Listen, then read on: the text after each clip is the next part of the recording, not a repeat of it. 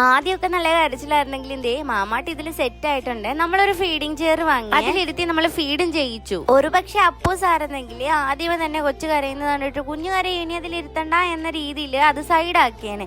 പക്ഷെ കുറച്ച് തവണ ഇരുന്ന് വരുമ്പോഴേക്ക് അവള് സെറ്റ് ആകുമെന്ന് എനിക്കറിയാമായിരുന്നു. നമ്മുടെ അടുത്തൊന്നും ഇങ്ങനെ കിഡ്സിന് വേണ്ടിയിട്ട് സാധനങ്ങൾ വാങ്ങിക്കുന്ന കടകളൊന്നും ഇല്ല എന്ന് ചിന്തിച്ചിരുന്ന സമയത്താണ് ഇത് പുതിയതായിട്ട് ഓപ്പൺ ചെയ്തതേ ഉള്ളൂ കേട്ടോ. നമ്മൾ അവിടെ ഒന്ന് ചെറിയ വിസിറ്റ് നടത്തി. ഓൺലൈനിൽ എന്റെ വിഷ് ലിസ്റ്റിൽ കിടക്കുന്ന എല്ലാ സാധനങ്ങളും അവിടെ ഉണ്ടായിരുന്നു കേട്ടോ. മറ്റേ ഹെൽമെറ്റ് ആണ് മാമാട്ടിക്ക് വേണ്ടി വാങ്ങിച്ചിട്ട് അവിടെ ഒരു സൈഡ് ആക്കിയിട്ടുണ്ട്. അവളെ തലയിൽ വെക്കാൻ സമ്മതിക്കത്തേ. അങ്ങനെ നമ്മൾ ഇവിടുന്നാണ് കേട്ടോ മാമാട്ടിക്ക് ഫീഡിങ് ചെയർ വാങ്ങിച്ചത്. അത് വാങ്ങിക്കാൻ വേണ്ടിയിട്ട് പ്ലാൻ ചെയ്ത് പോയതൊന്നും അല്ലെങ്കിലും കണ്ടപ്പോൾ ഒരു ഇഷ്ടം തോന്നി. അത്യാവശ്യം റേറ്റ് നമുക്ക് അഫോർഡബിൾ ആയതുകൊണ്ട് വാങ്ങിയതാണ്. തിരിച്ചു വരുന്ന വഴി ഞാൻ ആദ്യമായിട്ടാണ് കേട്ടോ മഞ്ഞ തണ്ണിമത്തം കാണുന്നത്. പക്ഷെ അത് ഞാൻ മാത്രമാണ് ആദ്യമായിട്ട് കാണുന്നതെന്ന് പിന്നീടാണ് എനിക്ക് മനസ്സിലായത്. ഇത് അപ്പൂപ്പനും അമ്മമ്മയ്ക്കും കൊടുക്കാൻ വേണ്ടി വാങ്ങിച്ചതാണ്. അത് അവർക്ക് കൊടുത്ത് അവിടെ നിന്ന് കുറച്ച് ചീരയുടെ തൈയും വാങ്ങിച്ചിട്ട് നമ്മുടെ വീട്ടിലോട്ട് പോന്നു.